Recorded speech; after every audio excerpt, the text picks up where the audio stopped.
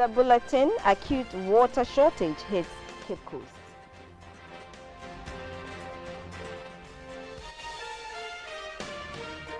Nigeria militants raid village near Maduguri.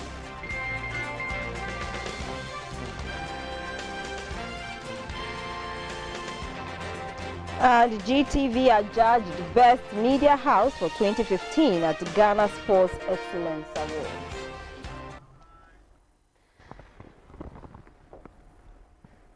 Live from the studios of GBC24 here in the capital, this is News Hour, and my name is Selike Makola Chapalu. My name is Akpene Avo Ajaja. Robert Frimpomans is also here. He'll do the sign language translation of the news. And now the news in detail. For about a month now, residents of Cape Coast Metropolis have been experiencing water shortage due to the erratic power supply to the Brimsu Dam. Some have to walk long distances with their yellow gallons, popularly called Kufor gallons, and other containers in search of water. They sometimes even go as far as Elmina and other neighboring communities to get water. The water shortage is taking a toll on businesses as it affects the time workers report to work. Those who are into the sale of sachet water and other drinks are unable to get iced blocks to cool their drinks due to the lack of water to prepare them. GBC24 gathered that at a point, just as the water situation was improving, the control panel at the Brimsu Dam also broke down, but a new one has been fixed. Residents say they were assured of an improvement in the water supply, but the situation has still not normalized. A resident spoke about the hardship she endures before getting potable water. It's very, very, very bad. Very bad. Because I can't get water to bath and go to work, even to cook, not to talk about using the washrooms. In an interview with GBC24, the Central Regional Chief Manager of the Ghana Water Company Limited, GWCL, Mr. Emmanuel Kofipoku, said his outfit has started the processing and pumping of water from the dam. Central Region Management of Ghana Water Company wants to assure all customers that the situation has normalized. We are producing at full capacity. As we also celebrate the Christmas, we want to take this opportunity to further appeal to all our customers that as they consume water, they should also reciprocate by making sure that they do their part by paying bills that we serve them.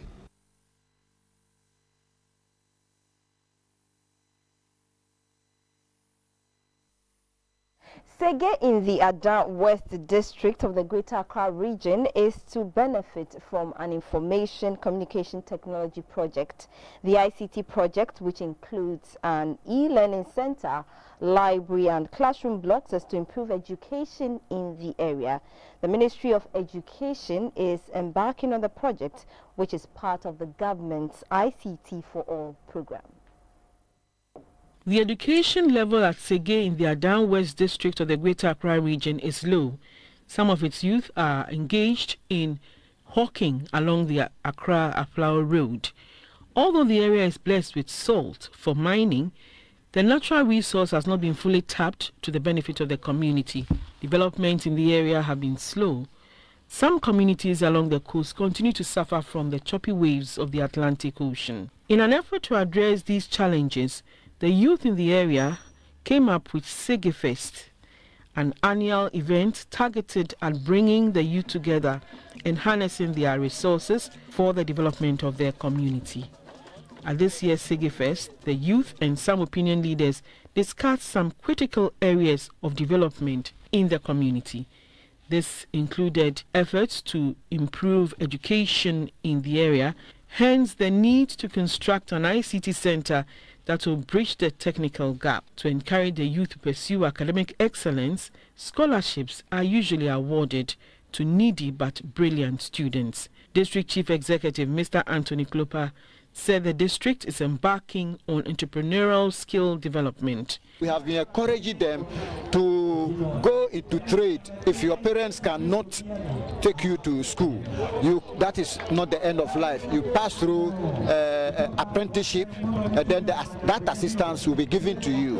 These are some of the measures we are putting in place, so that when the district grows and we have factories and industries operating, then they can be able to fit into the job market. Organizers of Segefest say they are hoping to tap the energy of the youth to fully develop the community and better their standard of living.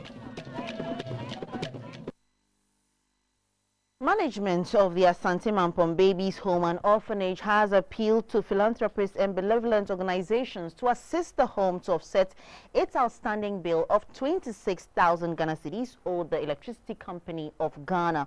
The supervisor of the home, Madam Margaret Adai, said ECG officials have threatened to disconnect the facility, which she says could affect operations at the home. Madam Margaret Adai made the appeal when a Kumasi-based entrepreneur feted inmates of the home as part of the Christmas festivities. The Asante Mampong Babies Home was established in 1960 by Sisters of the Anglican Church as part of the larger St. Monica Complex. The St. Monica Complex is made up of a primary, junior high and senior high schools, a college of education and a maternity and midwifery college. The Babies Home was to primarily serve as an orphanage for newborn babies whose mothers lose their lives during childbirth at the maternity ward. However, with time, the mandate of the home expanded to include caring for abandoned babies in general. Over the years, the Mampong Babies Home has survived on monthly remittances from the Kumasi Anglican Diocese, which used to provide funds mainly for food for the infant. The home also depended on the goodwill of well-meaning individuals and organizations in the society. However, about a year ago, government, which used to pay subvention for utility bills for the home, stopped payment. Again, the Asante Mampong Municipal Assembly, which later took up payment of the monthly electricity bills, has declined to pay an amount of 26,000 Ghana cedis, being the amount for unpaid bills for the years before the central government's decision not to pay the bills. This led to the disconnection of the home from the national grid. Now, the bill still remains outstanding, even though power has been restored to the home. But the power provider has threatened to disconnect the home again if the outstanding bills is not paid soon. Speaking to GBC24, the supervisor of the home, Madam Margaret Adai, appealed for help. Me fasa akwenya iso asrado foa ewo Ghana. Say electricity bill no 26,000 Ghana cedis. Say obi enya opepemu free na kumem. So obeba abeboa na yetua kana. Ebeda na se. Meanwhile, a Kumasi-based entrepreneur, Mr. Charles Oseibunsu, has organized a get-together for not only inmates of the home, but children from the Asante Mampong township to make them also feel a part of the larger community. He also donated assorted gifts including toiletries, confectionery, bags of rice and maize, and infant formula, in addition to a cash amount of 1,000 Ghana cedis. A Ghanaian resident in the United Kingdom, Madame Linda Opoku, also donated a 7,000-litre polytank and 5 boxes of infant formula for the upkeep of the home. A 13 million Ghana cedi 4-story hostel facility put up by the government for the University of Mines and Technology at Takwa has been handed over to the university authorities at Takwa. The 251-room hostel can accommodate 450 students, and the project was executed from the GET Fund. The University of Mines and Technology at Takwa is the only mining-regulated university in Africa, as it strives to remain a center of excellence by improving upon its academic programs. One major challenge it faces is the lack of adequate residential accommodation for students. With a student population of 2,167, only 665 have access to accommodation on campus. This is why the new 4-story hostel facility by the government is a relief to the authorities. The facility has 251 rooms and can accommodate 450 students. This brings to 1,205 the total number of students who now have access to accommodation on campus. The contractor, Mr. Issa Kobna of Mishes Wilhelm Construction Limited, and the consultant on the project, Mr. Kuma Ose Bunsu of the Arch Team 4 Consultancy, made a symbolic handing over of the facility to the Vice-Chancellor of the University, Professor Samuel Jeriyal Kuma. The Vice-Chancellor thanked the government, adding that the project is solving 25% of the university's requirement for student accommodation. The hostel's completion has come at an opportune time because it has been able to solve 25% of our requirements for students' residential facilities. And for this, we are very grateful. Some of the students were also happy about the new facility, which will ease the accommodation problem on campus. At the Ghana Muslim Academy's annual general meeting in Accra, the focus was on promoting education in this country, especially in deprived communities. The discussions aim to help empower the youth intellectually, professionally, socially, and morally. The Ghana Muslim Academy, formed in 1992, is made up of young Muslim intellectuals and professionals. This includes medical doctors, diplomats, bankers, lecturers, among others. Regularly, they organize programs such as the annual vocational school, annual Ramadan lectures, among others, and this has generally impacted on the development of society. The managing director of Stanbic Bank Ghana, Al-Haji Al-Hassan Andani, advised the youth in the Muslim community not to engage in negative practices, but rather work hard in order not to be stereotyped. Indeed, if we took our time and used the right methodology to research all of the issues that confront the Muslim Ummah, I have absolutely no reason why these issues could not become the top of the National Development Planning agenda. And the Muslim Ummah owe it to ourselves to tell our own stories. The MP for the Central Ayawasu constituency, Mr. Henry Kwoti, says the Muslim youth should not allow themselves to be used to foment trouble at any time. An appeal for funds was launched to support their program for the year 2016. The meeting was organized with the theme National Development Planning Agenda, the role of the Muslim Ummah. Some politics now, and the CPP has opened nominations for interested members to contest its presidential and parliamentary primaries slated for next year. The filing fee for presidential candidates is 100,000 cedis, while that for the parliamentary candidate is 20,000 cedis. The form costs 50,000 cedis for both presidential and parliamentary. Aspirants have 14 days within which to pick forms to contest the primaries. Madame Lucy Eniwa Enim picked up the presidential form for Madame Samia Nkrumah today. The CPP gained independence for Ghana, but currently has only one member of parliament, Mr. Moses Amadou Yahya, who won a by-election in Kumbungu constituency. The national chairman, Professor Edmond Dele, urged party faithfuls to work hard to get the party elected again. We gave independence to Ghana. Our duty now is to bring economic independence, not only to Ghana, but the whole of Africa. This means sacrifice from the youth, from the women, from all members of the Convention People's Party and our supporters. CPP will go independently and win these elections. We are never going to tie our aprons to any party. Get ready. We are going to have sleepless nights. We'll go to the villages. We'll go to the rural areas. We'll talk to them. Osajifo taught us one thing.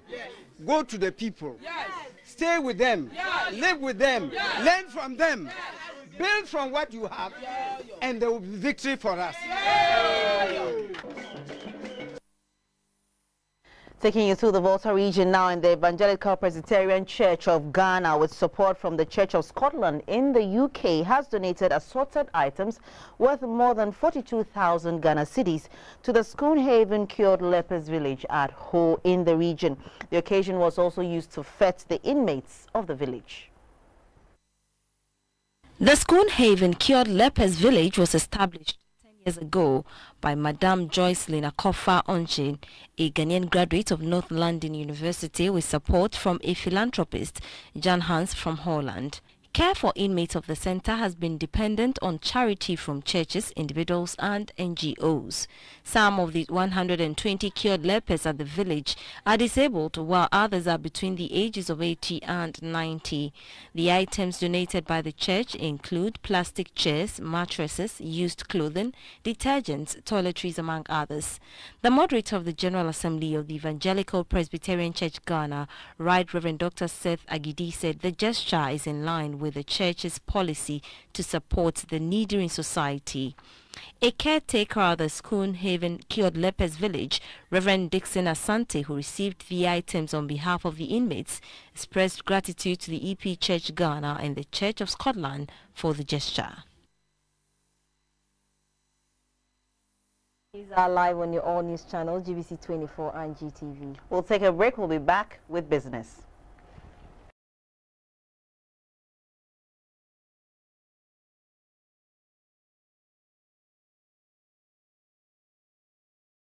Welcome back. In some business news, the National Insurance Commission is advocating for agriculture insurance in Ghana to open up the agri-sector investment. The Deputy Commissioner of the National Insurance Commission, Mr. Nero Davos, said countries such as Brazil and China that have adopted insurance into the agri-sector are now the giants in agriculture across the world.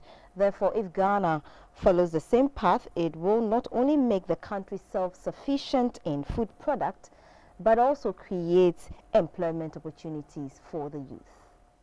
We've realized that the greatest sector of the Ghana economy is agriculture. Unfortunately, we have limited insurance products for this sector. That is why we need this type of education to improve that sector for the benefit of the whole economy.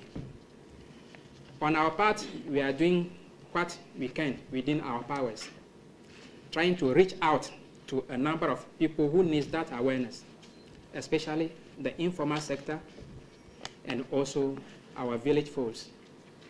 That led us to develop products and improve upon the microinsurance sector of this economy. That is the only key way that we can open up the country to reap the benefits of insurance. Ghana, like some other countries in the West African sub-region, the insurance penetration is very low, still below 2%. And when we say the penetration is below, the total premium income of the insurance sector is below 2% of the gross domestic product of the country. In other countries, developed world, 15%, 20%, 9%, those are the ranges, but we are still below 2%. What we need to do now is to make sure we develop the necessary sectors that we can improve. And those key areas should be looked at: the microinsurance sector and then the agri-insurance sector.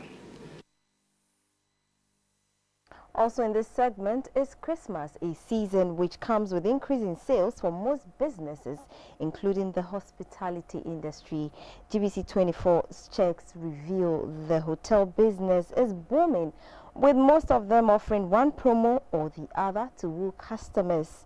If you plan to spend some days in a hotel this Christmas, this story presents an array of hotels you can choose from, but it all depends on your purchasing power.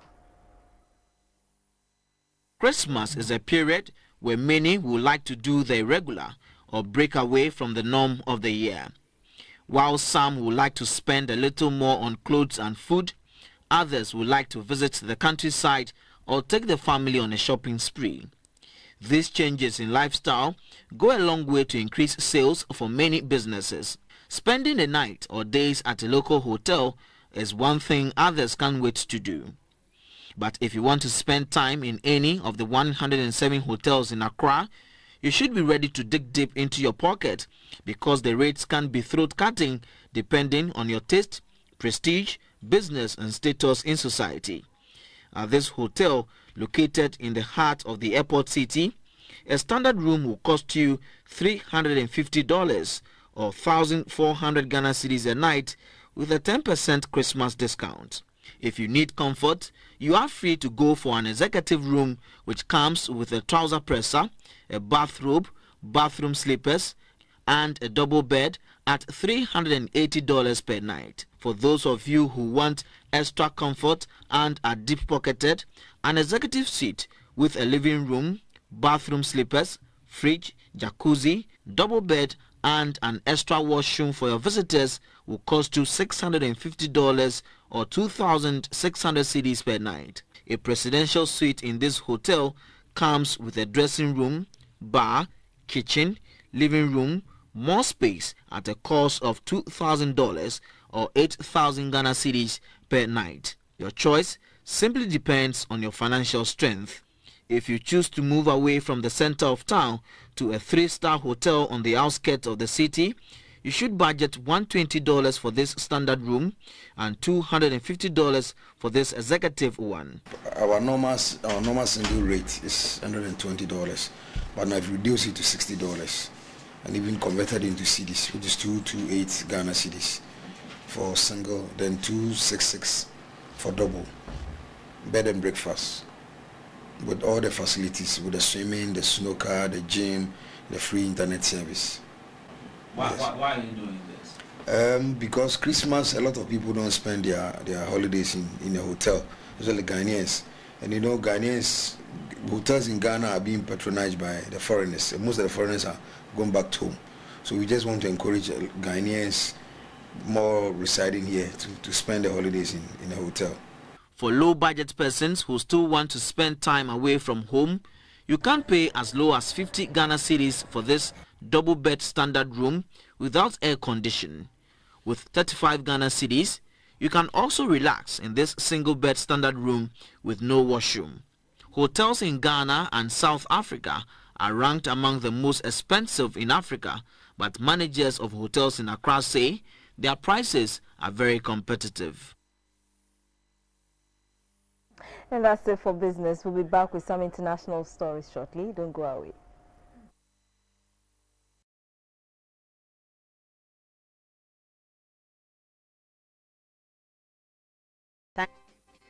These are now to happenings on the foreign front, and we begin from Asia. The leaders of Japan and South Korea have welcomed the agreements between the two countries to settle the issue of comfort women forced to work in Japanese brothels during the World War II. Japan has apologized and will pay 1 billion yen, some $8.3 million, the amount South Korea asked for, to fund victims. Estimates suggest up to 200,000 women were sex slaves for Japanese soldiers during World War II, many of them Korean. Other women came from China, the Philippines, Indonesia, and Taiwan. The issue has been the key cause of strained relations between Japan and South Korea. Only 46 former comfort women are still alive in South Korea. The agreement came after Japan's Foreign Minister Fumio Shikiha met his counterpart Yoon Bin-se in Seoul following moves to speed up talks. Later, Japanese Prime Minister Shinzo Abe phoned South Korean President Park Geun-hye to repeat an apology already offered by Mr. Kishida. Ms. Park issued a separate statement saying a deal had been urgently needed given the advanced age of most of the victims.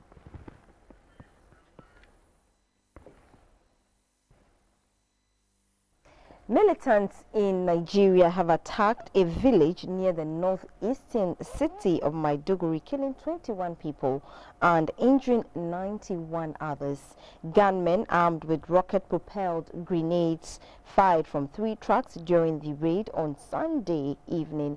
Hours later, a female suicide bomber killed 1 person as people queued in the morning by mosques in the city. Last week, Nigeria's leader said the war against Boko Haram militants had been technically won.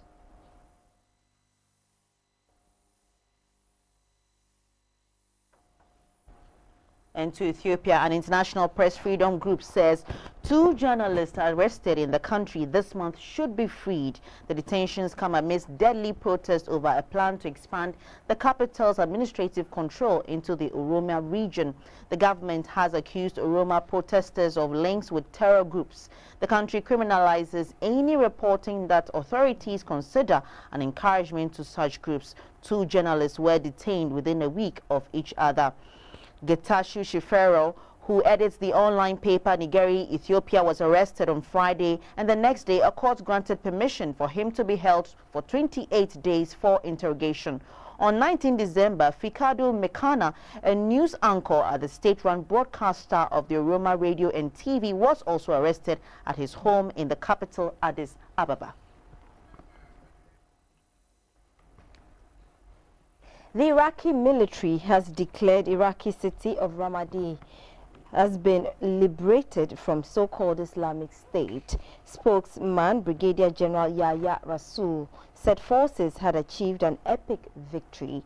TV pictures showed troops raising the Iraqi flag over the government complex. Some reports indicate there are still pockets of resistance in the city. Ramadi's recapture would mark a major reversal for the jihadist group. They had seized it in May in an embarrassing defeat for the army. The Iraqi government forces had been fighting to retake it for weeks. State television showed pictures of soldiers in Ramadi firing their guns in the air and publicly slaughtering a sheep in celebration. According to the army, troops had managed to recapture the government compound on Sunday, flashing out or killing IS fighters and suicide bombers.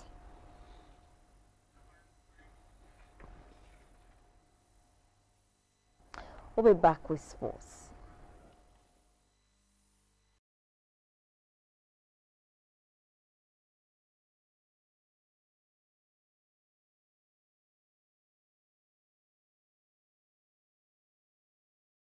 Thanks for staying with us in sports news today. The Cape Coast Sports Complex has been completed and scheduled to be inaugurated on the 31st of January 2016.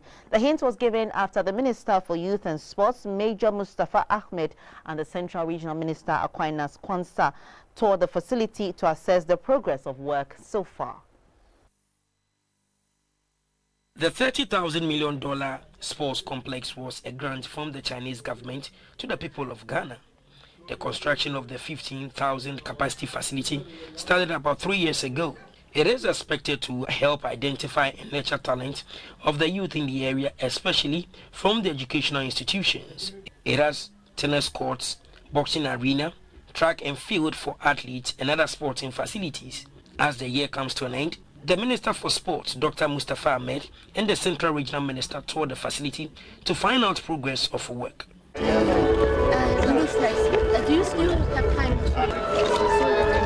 The contractors noted that the facility is ready for use, but what is left to be done are the floodlights and some few works which will be completed before the end of January next year. Both ministers were impressed with the quality of work and the beauty of the facility. I went to the sports hall today and it's amazing. I mean, the boxing ring, the sports hall, the table tennis, the gym. I was shocked. It's an impressive piece of work. The contractors have done very well. They have lived up to expectation. The quality of work, I think, is good, and barring any hitches, the stadium should be up and ready for use by the end of January 2016. There was the hope that the facility will be managed properly so that it will not end up like the Accra and Kumasi Sports Stadium. GTV has been adjudged the best media house for 2015 at the prestigious second annual Ghana Sports Excellence Awards. Commonwealth Youth Games gold medalist Richard Seklowu picked 2 awards on the night: the best athlete for male and the best sports personality of the year.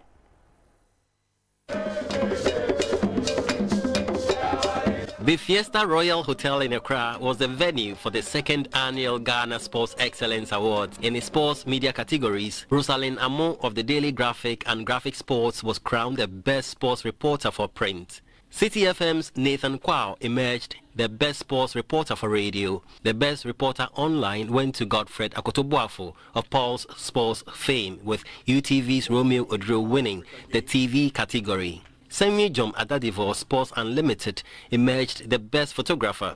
GTV Sports was judged the best media house television, with Joy FM Sports and Graphic Sports picking the best media house for radio and print.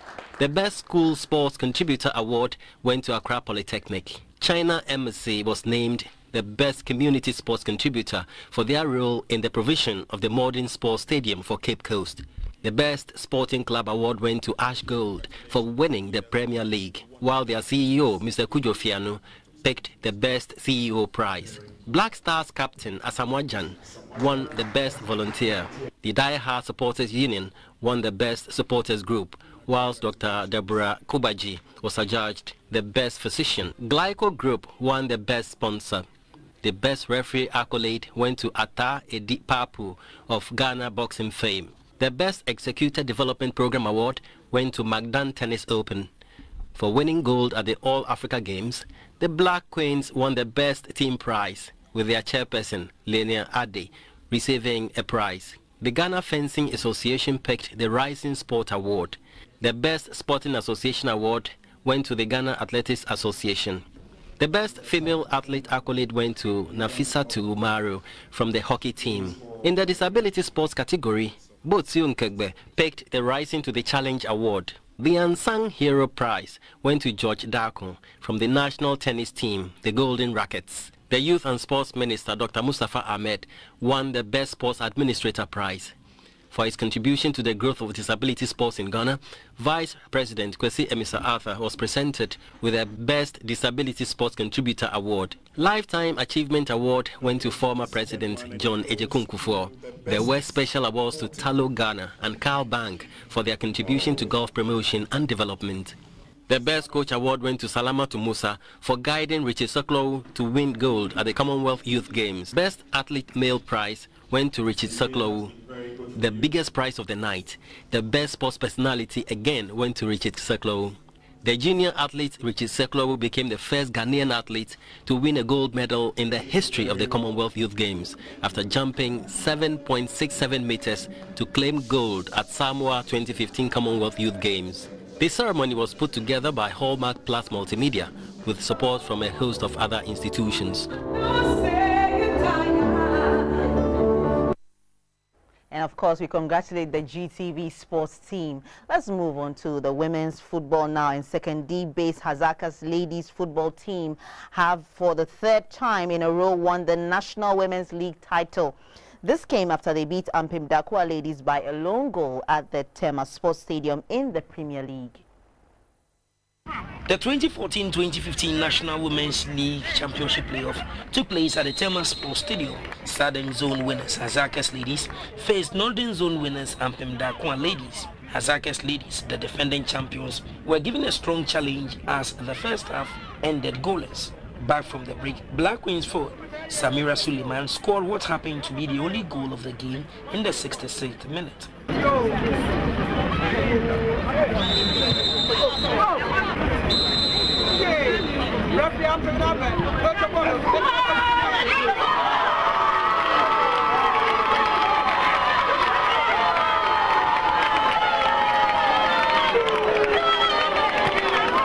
They defended gallantly to retain their title.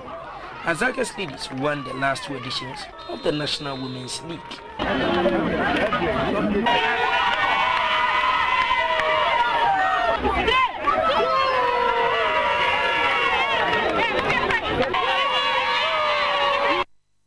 And that does it for news from the sporting arena.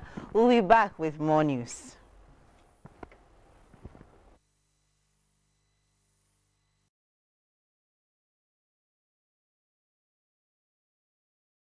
In the arts segment, the chiefs and people of the Mafi traditional area in the Central Town District of the Volta region have climaxed the annual Hogwechuchu Festival with a colorful derby at Mafia Didome, the district capital. The former Minister for Transport, Madame Jifa Tivo, who was a special guest of honor, urged the people to continue to work at peace, which she described as a prerequisite for the total development of any community. The annual Mafi Hogbechocho Festival was instituted in 1948 by the late Togbi Asem III, 2 years after his installment as the paramount chief of the Mafi traditional area. It is a rich cultural celebration that marks the migration of the Mafi people, along with other Elwe groups from Ngochie in the Republic of Togo, to their present settlement.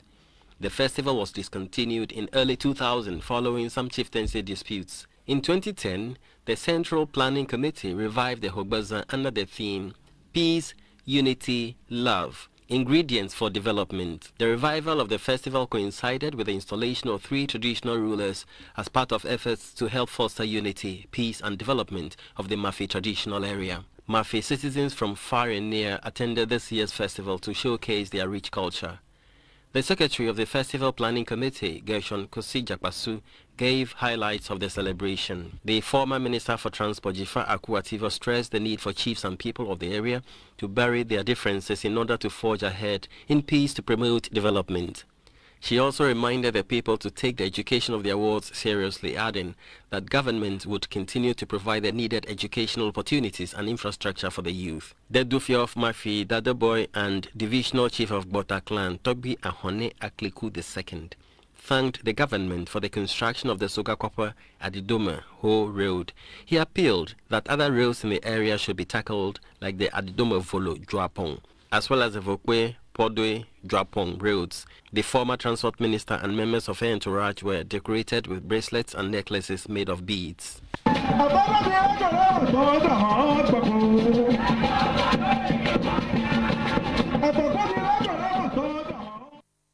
Back in the national capital, gospel singer Danny Nete with his friends treated audience to some soulful music on Christmas night. The event, dubbed Christmas with Danny Nete and Friends, had the theme, Lord, take your rightful place.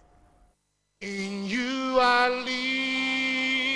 live, in you I move. The auditorium of the College of Physicians and Surgeons was filled to capacity with families and friends who had come to enjoy some inspirational tunes. The gospel artist Danny Nete got on stage to lead the audience in worship. Nobody like you, beginning and the end. You are the Elohim, the El Shaddai, that's who you are. Lionel Peterson, who was the guest artist from South Africa, also thrilled the crowd with his all-time popular song, Peace.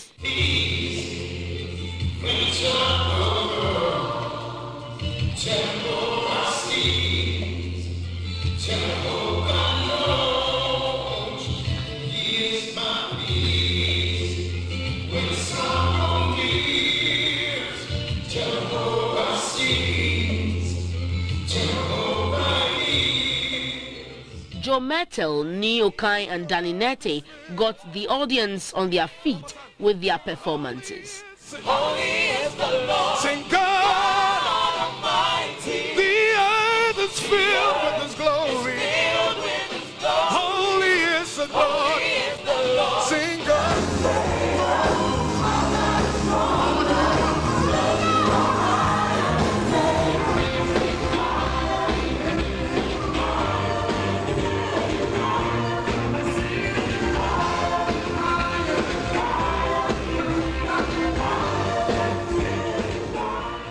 Danny Nete shared his experience and gave his fans some message for the coming year.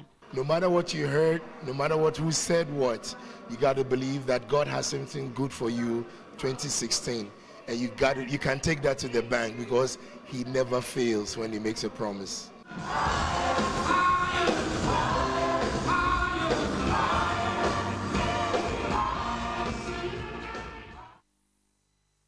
Also in this segment, the Harmattan season is here with us, and this is perhaps the best time to explore the advantages of using shea butter to avoid cracking. Skin experts have advised that we constantly apply oily and moisturizing creams to the skin and the constant use of lip gloss. The Harmattan season is here with us again. Its dry and dusty nature leaves people wondering about how to keep their skin moisturized and whether or not to wear makeup. Others are also indecisive about how to keep their natural or relaxed hair. Sylvia Darko is a paramedical aesthetician and recommends shea butter and moisturizers for the hair and skin during the season. Natural hair, I would recommend shea butter. And even with a relaxed hair, shea butter inserting the hair under the dryer, because dryness also makes it, very dry. So we all need shea butter in our hair during this dry Harmattan season. She says, makeup can be worn during Harmattan, but one must do so being conscious of the dryness of the weather and be mindful of the colors. If you can't do away with your lip color, you still apply your lipstick and then a lip gloss over it, but that lip gloss should be oily, very thick, so that it prevents you from drying.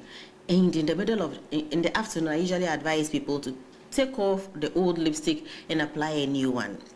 Especially during this Harmattan, your lips get dry and flaky easily, so you can go into the washroom every now and then you clean off your old lipstick, apply a new one, moisturize it all the time. Mrs. Darko also has some tips for men and an advice to the public. Men too, Harmattan hits all of us. You see some of them, their skin is gone very dry, flaking. We all need to moisturize. After having a good bath, rub on moisturizers. Now we have moisturizers for men. So if you don't want to look girly, like people come to your room and see girl stuff or female stuff on your table, there are a whole lot of products for men now which you have to use, and then it keeps your skin also going well. Nothing can stop your hair and skin from glowing this Harmattan. Just make an effort to keep it glossy and sparkling. Let's now go for some tidbits from the world of showbiz.